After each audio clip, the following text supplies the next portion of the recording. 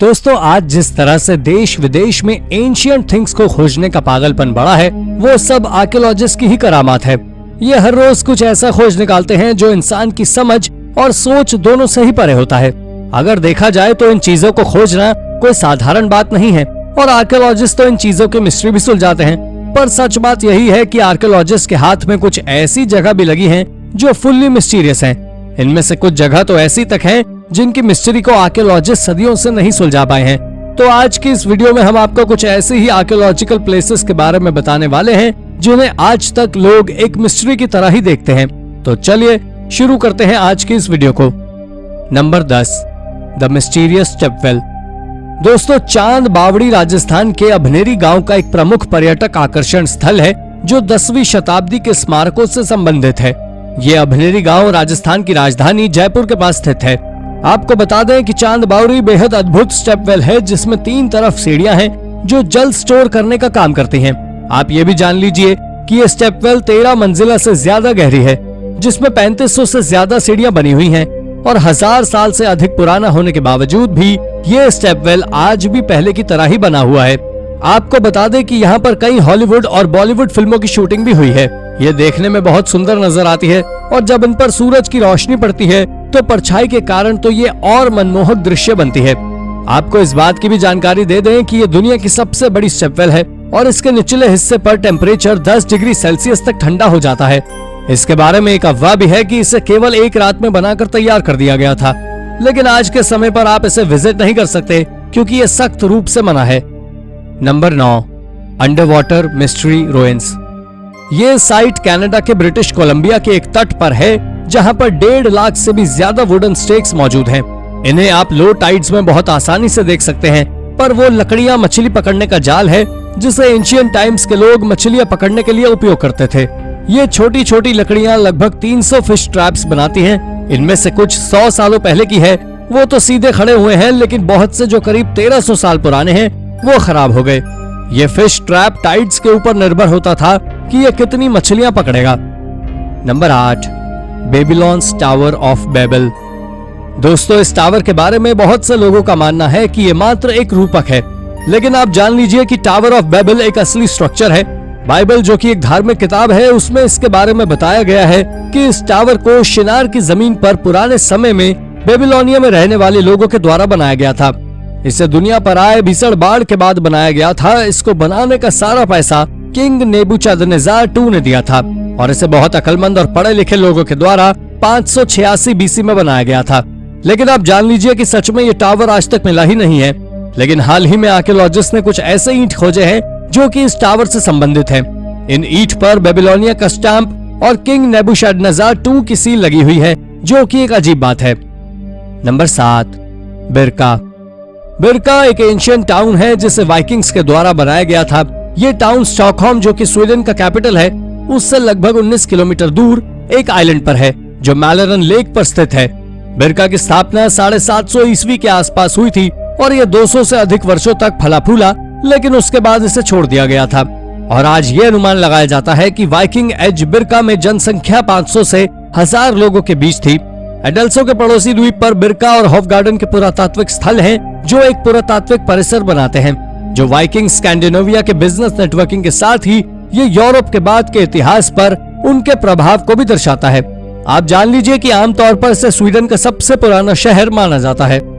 Number 6, mysterious grave. Archaeologist ने France में एक पूरी तरह रहस्यमय ग्रेवयार्ड खोजा है जो आज से लगभग 1400 साल पुराना है।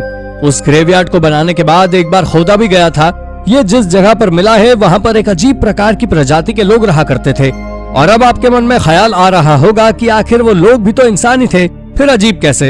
आप जान लें कि उस समय के लोग कब्रों को दोबारा खोदकर उसमें जो भी सामान होता था उसे निकाल लेते थे। वैसे आप ये भी जान लीजिए कि ग्रेव्स को दोबारा खोदने का ये ट्रेडिशन एक समय पर ट्रांसिल्वेनिया से इंग्लैंड तक फैला हुआ था, जिसे देखते हुए आर्कियोलॉजिस्ट ने ये अंदाजा लगाया कि ये एक प्रोफेशनल ग्रेव रॉबरी थी जिसे लोगों ने 6वीं से 8वीं सेंचुरीज AD तक किया। पर ऐसा भी हो सकता है कि यह उस समय के लोगों द्वारा माना जाने वाला कोई रिचुअल यानी कि परंपरा हो, क्योंकि उस समय लोगों के पास सोने चांदी और हीरो की कोई कमी नहीं थी और ना ही इनकी कोई वैल्यू थी। पर यह क्या था आज तक किसी को नहीं पता।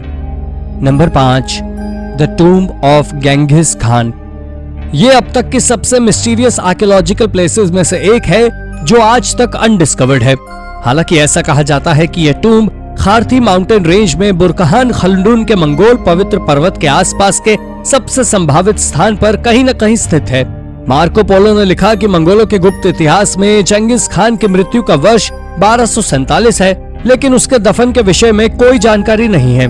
ऐसा कहा जाता है कि कुछ लोगों ने उनके मरने के बाद उनकी टूम्ब की रक्षा की है, लेकिन 13वीं शताब्दी तक ये किसी को नहीं पता था कि आखिर गेंगिस खान को किस जगह दफनाया गया। पर आज के समय पर जिस स्थान पर गेंगिस खान की टूम्ब के बारे में आर्कियोलॉजिस्ट का मानना है, वो स्थान आर्कियोलॉजिकल रिसर्चर्स को रिसर्च करने की अनुमति नहीं देता। Number 4, the Chichen Itza ossuary. दोस्तों, इस कोलंबस पूर्व युग में माया सभ्यता द्वारा बनाया गया था ये एक बड़ा शहर है।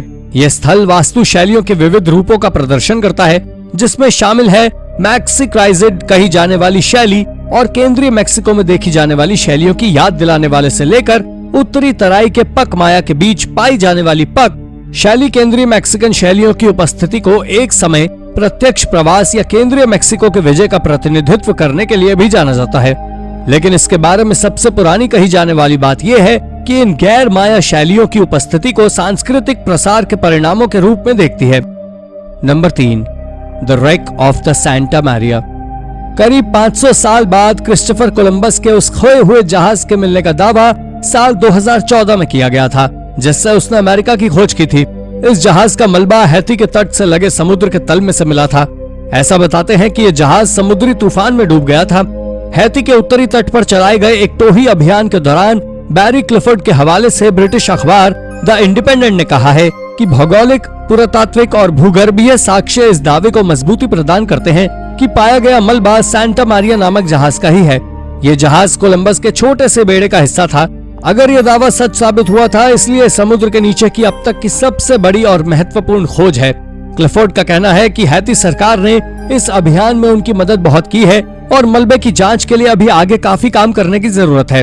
उन्होंने 1 दशक पहले जब ये अभियान चलाया था और मलबे के फोटो लिए थे, तब उन्हें इस बात का अंदाजा नहीं था कि यह मलबा सैंटा मारिया का हो सकता है। ये एक बड़ी आर्कियोलॉजिकल खोज में से एक है। Number 2, Saudi Arabia's forgotten kingdom. सऊदी अरब के उत्तर पश्चिम हिस्से में स्थित अल उला के पहाड़ों में पुरातत्वविदों को 2 खोए हुए राज्य मिले हैं।